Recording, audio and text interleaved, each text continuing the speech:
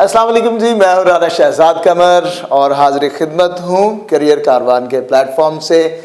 Today's topic is very very important topic in terms of your examination and in terms of lesson. आपको पता है ना कि दोनों चीज़ें होती हैं। एक तो जो चैप्टर आप पढ़ रहे हैं वो चैप्टर आपको कुछ सिखा के जाता है। अदब हमेशा हमारी ज़िंदगी में से होता है और ये हमारी ज़िंदगी के तमाम तर सफ़र के लिए बहुत ज़रूरी होता है। क्यों? क्योंकि ज़िंदगी में से ऐसी एग्जाम्पल्स ली गई होती हैं, ऐसी मिसालें ली गई होती हैं जो हमें आइंदा आने वाले वक्त में हमारे साथ पेश आने वाले वाक़यात के बारे में बता देते हैं। अदब हमेशा पेशन गोई करता है आने वाले वक्त के बारे में, क्योंकि हमेशा हम गुजरे हुए वक्त से आने वाले वक्त के लिए लेसन्स इकट्ठे करते हैं। So overcoat by Ghulam Abbas, 1909 to 1989। All India radio इनका सबसे जो कोर इनका वर्किंग रही वो ऑल इंडिया रेडियो में रही, ठीक है जी। और उसके बाद इनको सितारा इम्तियाज़ मिला। सितारा इम्तियाज़ सिर्फ उन्हीं लोगों को मिलता है जो अदब में बहुत अहम कारहाय नुमाया सर अंजाम देते हैं। फिर उसके बाद ये वो शख्सियत हैं जिन्होंने उस वक्त में जो चल रही थी, एक लहर चल रही थी अदब में, जिसमें जिनसियत थी, जिसमें इंसान के नफ्सियाती मामलात थे, ये सारी चीज़ें चल रही थी। गुलाम अब्बास ने उनको नहीं अपनाया। गुलाम अब्बास के बारे में एक और भी बात मैं आपको बताता चलूँ कि गुलाम अब्बास वो राइटर हैं जिन्हें 9th क्लास में से फेल होने की वजह से निकाल दिया गया था। बाद अज़ां उन्होंने मेहनत की और फिर उन्होंने 1942 में मैट्रिक किया। इस तरह बाद में उन्होंने FA का इम्तिहान पास किया और फिर वो अपनी ज़िंदगी में उन्होंने जो कुछ भी मुकाम बनाया वो उन्होंने अपनी रिसर्च और उन्होंने जो कुछ भी लिखा था, वट एवर ही रोट, उन्होंने उसकी वजह से सारा कुछ गेन किया। Ghulam Abbas was also the editor of some newspapers. वो न्यूज़पेपर्स से भी मुंसलिक रहे। उन्होंने अपनी जो लिखने का सफ़र शुरू किया, इट वॉज ट्रांसलेशंस। उन्होंने ट्रांसलेशन से स्टार्ट किया, ठीक है, और उससे फिर आगे चलते चलते शॉर्ट स्टोरीज़ को उन्होंने ट्रांसलेट करना शुरू किया और उसके बाद फिर उन्होंने अपना लिखने का सफ़र शुरू किया। If we talk about his other short stories, अफसाना जिसको उर्दू में बोलते हैं, अगर उनके बारे में बात करें तो हर एक ऐसा शख्स जो उर्दू पढ़ता है वो उनके अफसानों से ज़रूर वाकिफ़ होगा। अगर आपने भी वो अफसाने पढ़े नहीं हैं तो आपने ज़रूर उनके बारे में सुना होगा, ठीक है। तो उनके अफसानों में सबसे एक शोहरा आफाक अफसाना है जो कतबा। यकीनन आपने ये अपने सिलेबस में भी कहीं ना कहीं ज़रूर पढ़ा होगा, ठीक है। फिर कतबा के बाद एक मास्टरपीस है, दैट इज़ आनंदी। आनंदी में भी उन्होंने बहुत खूबसूरती से हमारे मुआशरे की रियलिज़म बयान की है और बताया है कि we don't want to eliminate the real problem but we always try to eliminate the other things. यानी हम असल हकीकी मसले को कभी भी जड़ से नहीं पकड़ते। हम इधर उधर की चीज़ें जो हैं वो बीट अबाउट द बुश वाली बात आप लोगों को याद आ गई होगी कि हम हमेशा बीट अबाउट द बुश करते हैं but we never try to eliminate the real problem, the cause of the problem, ठीक है जी। उसके बाद फिर बारी आती है तीसरे नंबर पे ओवरकोट की। ओवरकोट उर्दू की फर्स्ट ईयर की बुक में भी शामिल है उर्दू में, और इंग्लिश में ये शामिल है 14th चैप्टर के तौर पर। और इस चैप्टर में जो हम पढ़ते हैं एक स्टोरी एक नौजवान की, अ यंग मैन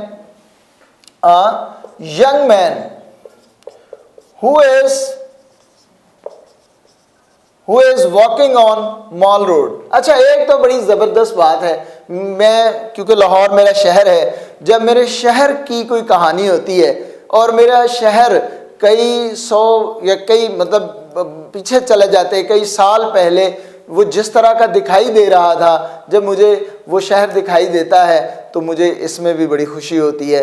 यकीनन ये आप लोगों के लिए भी एक फैसिनेशन होगी जो लोग लाहौर से ताल्लुक़ रखते हैं।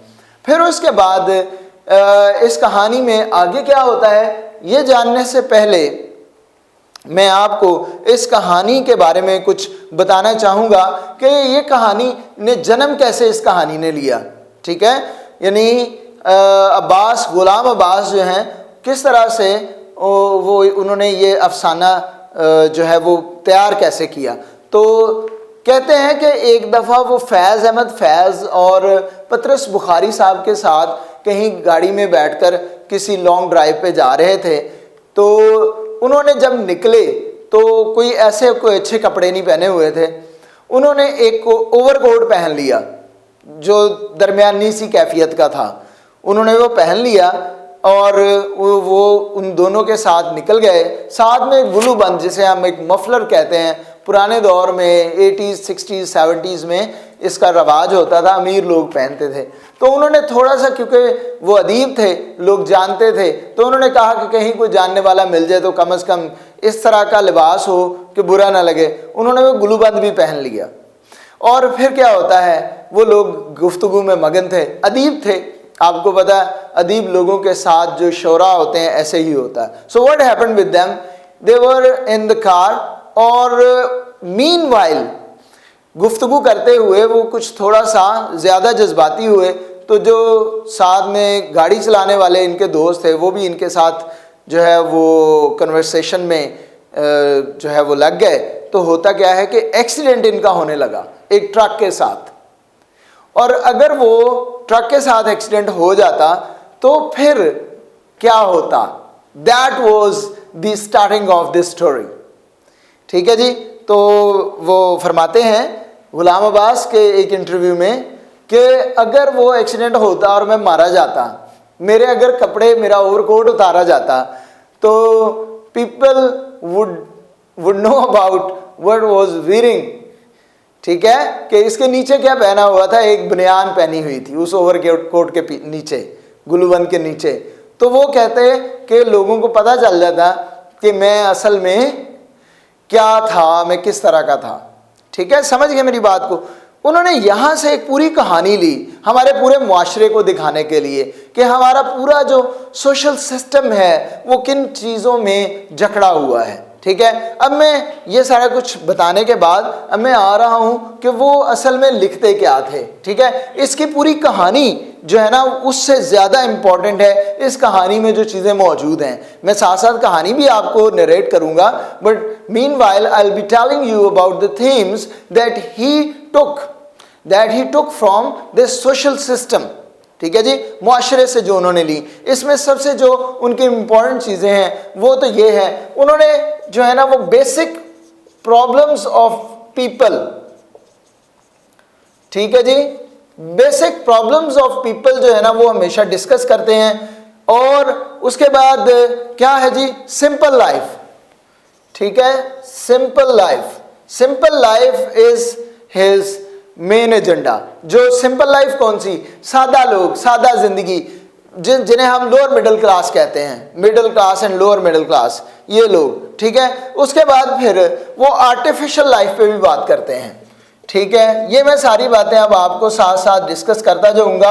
आर्टिफिशियल लाइफ क्या है जी, जिसे हम मुलम्मा कारी उर्दू में बोलते हैं, यानी किसी पीतल की अंगूठी पर जब हम सोने का पानी चढ़ा दें, लोगों को वो दिखाई देगा सोना है, लोगों को दिखाई देगा सोना है, but this is not gold.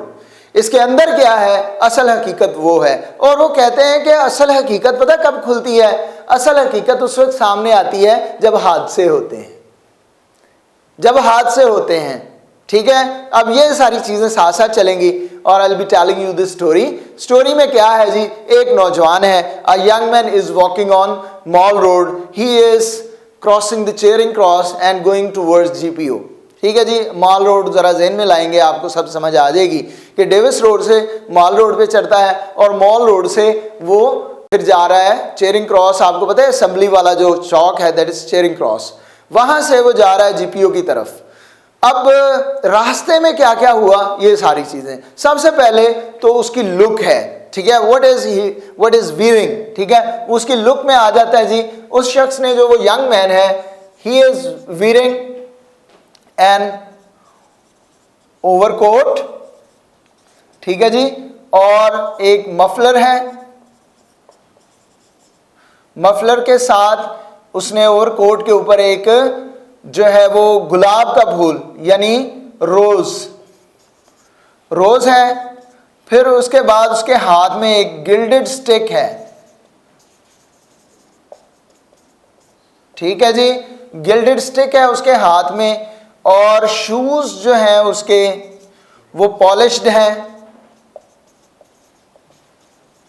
ठीक है जी, पॉलिश्ड शूज हैं उसके। और उसके जो बाल हैं जो उसके, वो फ्रेग्रेंट हैं। मैंने कहा साथ में फ्रेग्रेंट हेयर ये लिख दूं, कई बच्चों को बाद में पता नहीं चलेगा कि हेयर क्या है, फ्रेग्रेंट क्या कौन सी चीज़ है। अच्छा जी, सो क्या होता है जी कि वो जा रहा है। अब रास्ते में उसको टैक्सीज वाले, टोंगा वाले रुक रुक के पूछ रहे हैं कि साहब किधर जाना है, और इस बात पर असल में वो बहुत इंजॉय कर रहा है। आपको पता है एक गरीब आदमी के लिए जिंदगी की ये बहुत बड़ी मताह होती है, उसके लिए this is a great fortune if he is assumed as a rich man. एक गरीब आदमी को जब कोई शख्स इस तरह ट्रीट करे कि जैसे वो एक अमीर आदमी है, जैसे वो कोई बड़ा इज्जतदार है, तो ये उसकी जिंदगी के लिए बहुत बड़ा इनाम होता है। जरा थोड़ा सा इसको एक दफा सोच कर देखें। आपको पता है बहुत दफा छोटे छोटे मतलब जो लोग काम करते हैं, मजदूर, जब वो तैयार हुए होते हैं, जब वो कोई अच्छे अच्छे कपड़े पहनते हैं, तो वो किसी तकरीब में होकर जब वापस आते हैं ना, तो वो एक दूसरे से पूछ रहे होते हैं, सुनाओ फिर कैसा लग रहा था मैं, लोग कैसा समझ रहे थे, वो फलां तुम्हें पता है वो आके बड़ा मुझे मिला, उसने समझा मैं बड़ा कोई मीरा आदमी हूँ। ऐसी बातें करते हैं। असल में ये हकीकत है हमारी जिंदगी की। This is the reality, this is the realism of our life which is on the paper because of Ghulam Abbas. Ghulam Abbas ने इंसानों को एज इट इज पेपर पर उतार दिया। असल में क्या है, असल में यही है कि हमारे यहाँ लिटरेचर में काम दूसरी ऐसी ऐसी बातों पे, अफसानवी और सुपरनैचुरल और उसके बाद जो है इमेजिनेशन, इन चीज़ों पे बहुत काम हुआ, लेकिन हकीकत में जो इंसान नज़र आता है वैसा इंसान पेपर पे नहीं नज़र आता हमें, वैसा ड्रामों में नज़र नहीं आता, वैसा कहानियों में नज़र नहीं आता। लेकिन गुलाम अब्बास का ये तुरा इम्तियाज़ है कि he writes the man as it is. तो फिर क्या है जी उनकी लाइफ में, उनके लिखने में, ये जो मैंने सारी चीज़ें अभी आपको बताई हैं, young man, basic problem, simple life, artificial life, these all things are actually compacted in one thing which is realism।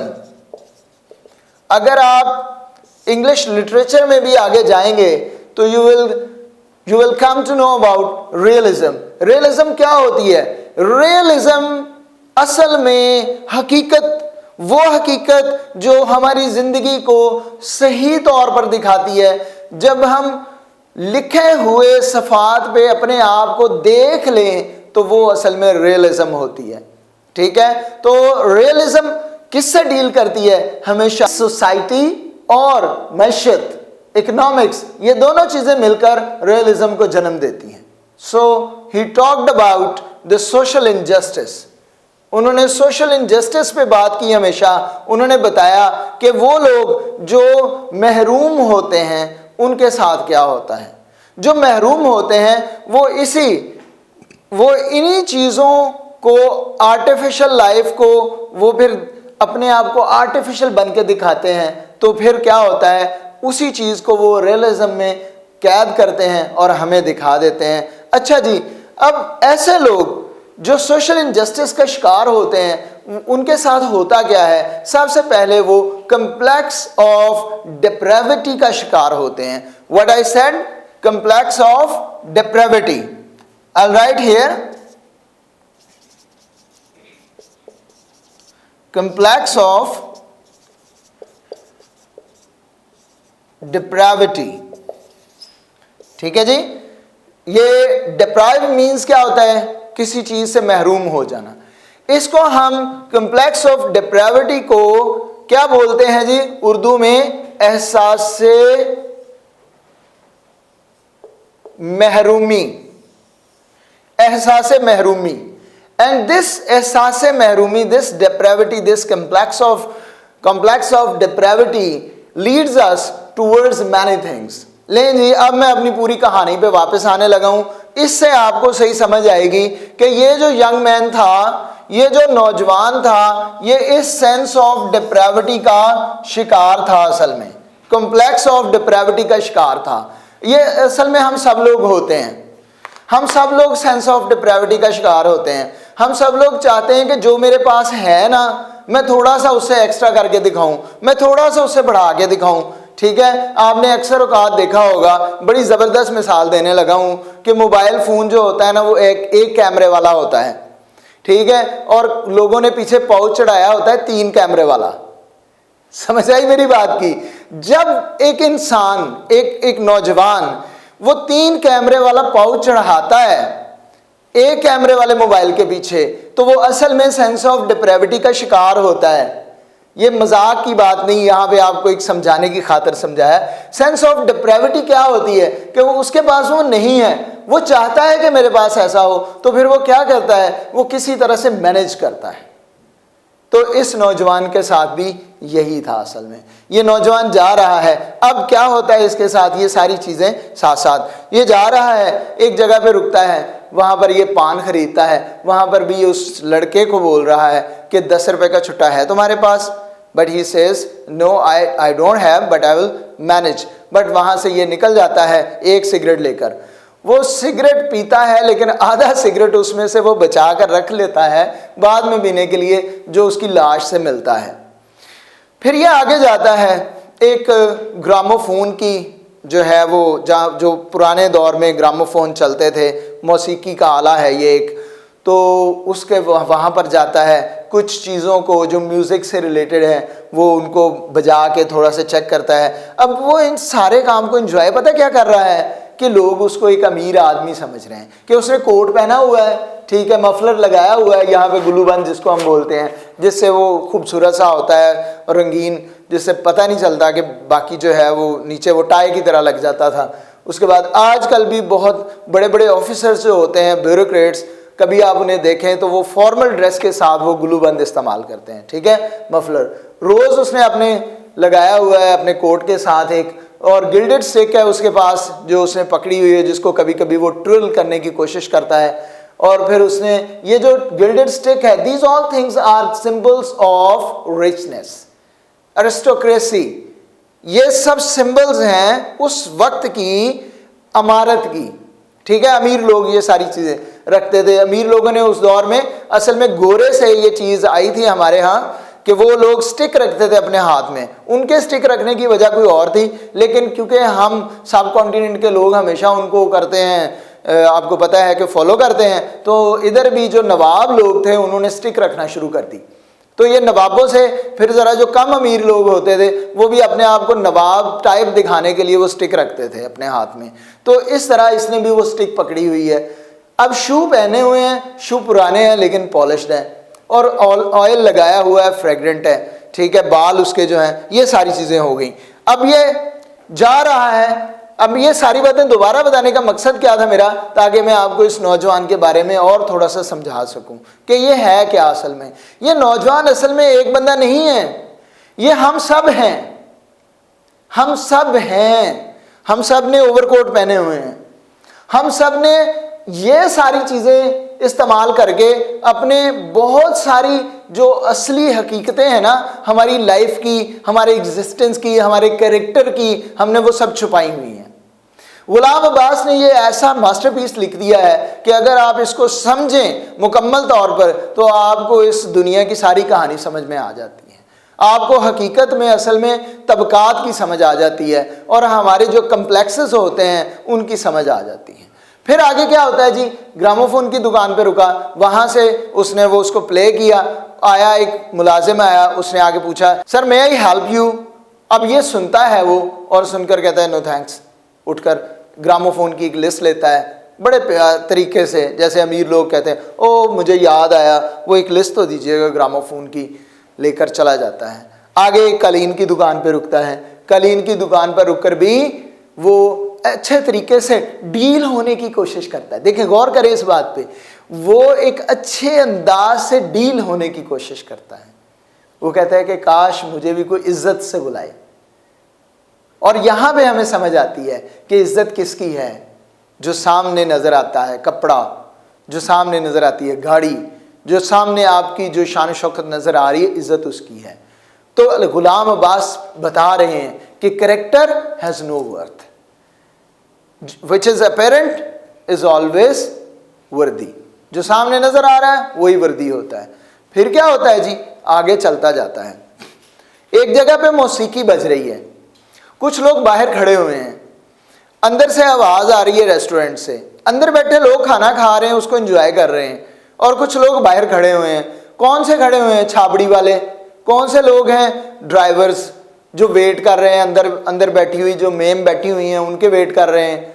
इस तरह से जो जो लोग वहाँ पे कुछ फ़कीर हैं, ये भी शख्स चला जाता है, बाहर से खड़ा होकर थोड़ी देर उस मौसीकी को एंजॉय करता है। और राइटर लिखता है कि जो लोग अंदर बैठे थे वो उनसे ज़्यादा एंजॉय वो कर रहे थे जो बाहर खड़े थे। क्यों? क्योंकि जो बाहर खड़े थे ना वो सिर्फ उस मौसीकी को एंजॉय करने के लिए आए थे। जो अंदर बैठे हुए लोग हैं उनको अपने बहुत से मसाइल हैं, उनको और बड़ी परेशानियां हैं। असल में वो मौसीकी सुनने कोई भी नहीं उनमें से आया हुआ। जो अंदर बैठे हुए हैं वो सब के सब वो अपनी ज़रूरियात की वजह से आए हैं, वो कुछ लोगों को खुश करने के लिए आए हैं, कुछ इस तरह से कुछ भी। So whatever. तो कहानी आगे चलती है, कहानी आगे चलती है जी कि वहाँ से फिर वो निकलता है। अब वो जीपीओ की तरफ चल पड़ता है फुटपाथ पे और देखता है कि एक जोड़ा उससे आगे आगे चल रहा है। पहले वो पीछे है, फिर उसके बाद वो लोग आगे आ जाते हैं। जब वो आगे आ जाते हैं तो उसमें एक लड़की है जो बल्कि है और उसने जैकेट पहनी हुई है साटन की, उसने मतलब इस तरह करके कपड़े उसके डिस्क्राइब किए गए हैं। फिर उसके बाद लड़का है, लड़के ने भी पैंट शर्ट पहनी हुई है और उसने जैकेट पहनी हुई है। अब वो भी मॉडर्न है, वॉक कर रहे हैं। अब ये ना कोशिश कर रहा है उनके करीब करीब जाने की, उनकी बातें सुनने की। This is the sense of depravity, sense of inferiority complex. क्यों? तन्हा है, उस बातचीत का मजा लेना चाहता है जो एक कपल के दरमियान गुफ्तगू होती है। वो उसको रलिश करना चाहता है, एंजॉय करना चाहता है। असल में गुलाम अब्बास बता रहे हैं कि यही तो मसला है कि गरीब इंसान बहुत छोटी छोटी ख्वाहिशात को लेकर मर जाता है। कतबा में क्या उन्होंने कहा कि क्लर्क है जो सारी जिंदगी अपने घर के बाहर एक तख्ती लगाने की कोशिश में रहता है जिस पर लिखा हो उसका नाम, उसका ओहदा, और वो तख्ती लगी हुई हो, लोग आए और देखें कहें जी अच्छा वाह क्या बात है, लेकिन नहीं लगती। आखिरकार वो तख्ती जो है उसकी कब्र पे जाके लगती है। This is the reality of life, हकीकत है ये। तो यही रियलिटी उन्होंने इसमें दिखाई है कि इंसान किस तरह से महरूम है, छोटा तबका कैसे महरूम है।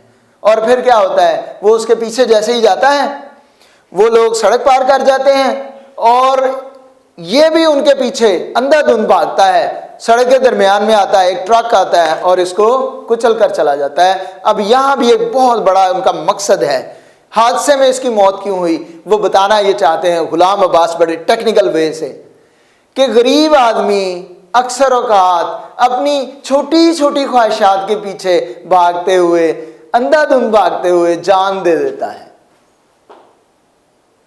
सोच कर देखें जरा, अंधाधुंध भागते हुए जान दे देता है, और जब उसकी जान जाती है तब उन हकीकतों का पता चलता है जो हकीकतें वो छुपाकर सफेद पोशी के लिबादे में छुपाकर बैठा हुआ था, जिनको उसने हाइड किया हुआ था। ऐसे ही है ना, आजकल सोशल मीडिया का दौर देखें जरा, सोशल मीडिया पे कैसे कैसे लोग अपने आप को एक्सप्रेस कर रहे होते हैं। ऐसी ऐसी पिक्चर्स लगी होती हैं कि आप देखें, आप कहते हैं क्या बात है यार, क्या खूबसूरती है। जब आप उस बंदे को जेन्युइन में देखते हैं तो आप परेशान हो जाते हैं। क्या है? This is what the complex of depravity. और फिर क्या होता है जी, जब उसकी लाश उठाई जाती है तो हॉस्पिटल ले जाते हैं। हॉस्पिटल में उसकी जब तलाशी ली जाती है, जब देखा जाता है तो उसमें क्या क्या बरामद होता है जी, उसमें बहुत माइनर सी चीजें हैं जी। 6 आनाज हैं, ठीक है, 6 आनाज, और उसके बाद एक कॉम्ब है यानी कंघी, और एक हैंडकरचीफ है जी, और उसके बाद एक सिगरेट है। एक सिगरेट है जी, वो कौन सी सिगरेट है? जो सिगरेट उसने ली थी वहां से और उसने पूरी नहीं पी, हाफ सिगरेट है, ठीक है, वो सिगरेट है, उससे बरामद हुई है। और उसकी जो स्टिक थी ना, दैट इज लॉस्ट, वो गुम हो गई है, वो नहीं मिली। अब ये है टोटल उसकी, जो उसके पास उसकी मुकम्मल मता थी, उसकी रिच मतलब उसकी दौलत, उसकी फॉर्चून। बट बाकी जब उसका खुलता है, ओपन किया जाता है, वो मुर्दा है, तो उसके ओवरकोट के नीचे गुलूबंद के नीचे जब वो खुलता है तो एक स्वेटर जिसमें होल्स हैं, एक बनियान है जिसमें होल्स हैं, और उसकी शूज़ जब उतारे जाते हैं तो एक जुराब दूसरी जुराब से पैटर्न और कलर में चेंज है, उनमें होल्स बने हुए हैं, और लगता है कि कई महीनों से वो नौजवान नहा नहीं पाया था। अब जरा गौर कीजिए, politicians, rich people, poor people, everybody has a coat, everybody has an overcoat, and that overcoat has enveloped everything. उसने हर एक चीज को छुपाया हुआ है अपने अंदर। हम सब लोगों ने बहुत से गुनाह किए होते हैं, हर एक इंडिविजुअल, एक आम आदमी, मैं एक टीचर हूं, मैंने भी एक ओवरकोट पहना हुआ है, मैंने एक ओवरकोट पहना हुआ है, एक टीचिंग का ओवरकोट पहना हुआ है, एक लिबादा ओढ़ा हुआ है। मैं कैसा इंसान हूं, ये उसी वक्त अंदाजा होता है जब हादसा होता है। वन कैन सी, कहते हैं कि किसी इंसान की आपने तमीज चेक करनी है तो उस वक्त चेक करें जब वो गुस्से में हो, व्हेन ही इज एंग्री, तब पता चलता है कि वो कैसी तमीजदारी रखता है, how civilized he is, what is sophistication that he is carrying, जो वो कैरी करके चल रहा है, ठीक है। तो इस तरह तो हादसा हुआ, पता चला ओवरकोट के नीचे कुछ भी नहीं है।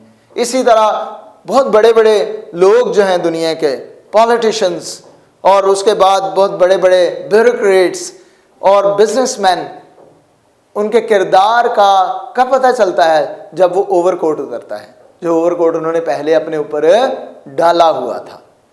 सो ये है जी ओवरकोट।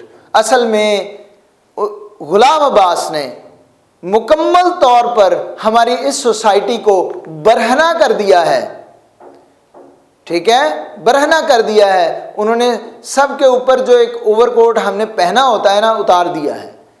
तो ये हमें ज़रूर जानना चाहिए कि हम इस ओवरकोट के अंदर क्या छुपाए हुए हैं जो एक दिन दुनिया के सामने आ सकता है। हमें कोशिश करनी चाहिए कि हमारे ओवरकोट में ऐसा हो जो जब सामने आए दुनिया के, एक्सपोज हो, तो वो ना हो जिससे हम शर्मिंदा हो जाएं। ठीक है। तो एक छोटा सा इंस्टेंस था, वाकया था उनकी ज़िंदगी का, जिससे उन्होंने इतनी बड़ी एक कहानी निकाली और हमारी ज़िंदगी की बहुत सारी हकीकतें जो हैं वो हमें उन्होंने दिखा दी। अच्छा जी, कहानी एंड हो गई। मैंने आपको कहानी के साथ साथ सारी थीम्स भी बता दी। मैंने इसके अंदर जो एक उन्होंने इंसानी फितरत को डिस्कस किया है, मैंने वो भी स्टेप बाय स्टेप आपको डिस्कस कर दिया। ठीक है जी। और अब क्या है, अब हम क्वेश्चन आंसर्स पे चलते हैं और उसके बाद साथ ही सिनोनिम्स। क्वेश्चन आंसर्स की बात करते हैं तो क्वेश्चन आंसर्स में इसके बहुत इंपॉर्टेंट क्वेश्चंस जो हैं उनमें सिर्फ 3 क्वेश्चन हैं, ठीक है, जो आ सकते हैं आपके पेपर में। वैसे इसके क्वेश्चंस में से बहुत ज़्यादा ऐसा मटेरियल नहीं है जो आपकी बुक में दिया गया हो। वैसे तो इसके नेक्स्ट लेवल के क्वेश्चंस जो हैं वो बहुत बन जाते हैं, बट आपकी जो टेक्स्ट के और आपके लेवल के मुताबिक हैं वो आपके 3 क्वेश्चंस हैं जो बार बार आए भी हुए हैं और आ भी सकते हैं। ठीक है। उनमें से पहला क्वेश्चन जो है, how did he look like, ये बहुत इंपॉर्टेंट है। ठीक है जी। वो कैसा दिखाई देता था, how did he look like, कैसा दिखाई दे रहा था, यानी उसकी जो है ये चीज़ें आपने याद रखनी है, ये वाली जो उसमें उसने पहनी हुई थी और फिर किस तरह वो अपने आप को पेश कर रहा था। ठीक है जी। सेकंड क्वेश्चन है इसका, सेकंड क्वेश्चन जो बड़ा मतलब इंपॉर्टेंट समझा जाता है वो है जी, why did the people come out on the mall, लोग उस वक्त मॉल पे क्यों आए हुए थे, या ठीक है, why did people come out on the mall. अच्छा, इसी क्वेश्चन में से एक क्वेश्चन हो सकता है कि why did he come out on the mall, वो क्यों आया था। ये दोनों क्वेश्चन समझें एक ही क्वेश्चन में से। उसके बाद थर्ड क्वेश्चन है जी, what is the moral message of the story, ये बहुत इंपॉर्टेंट है। ठीक है, what is the moral message of the story, असल हकीकी सवाल यही है इस कहानी में से, ये आपको आ सकता है। ठीक है जी।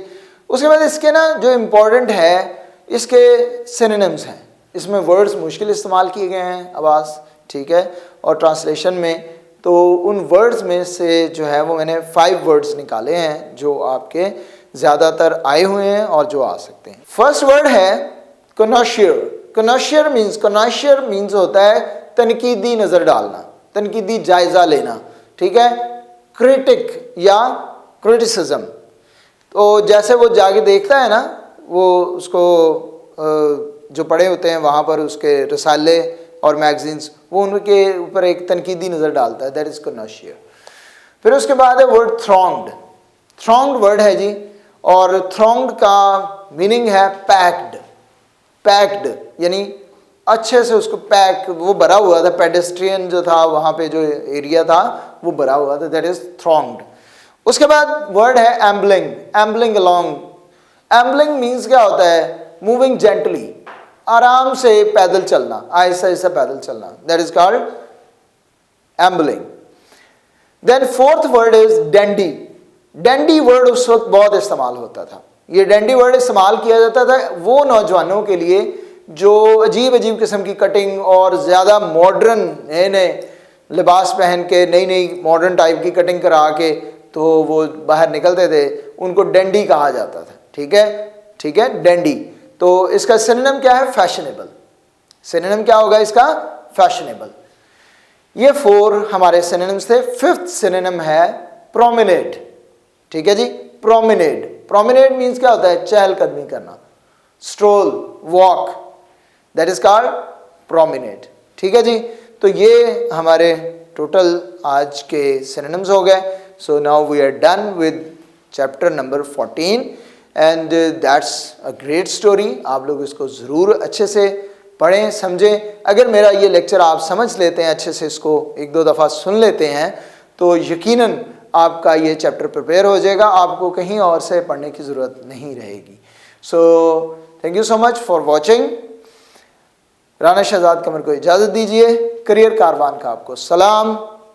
Thank you.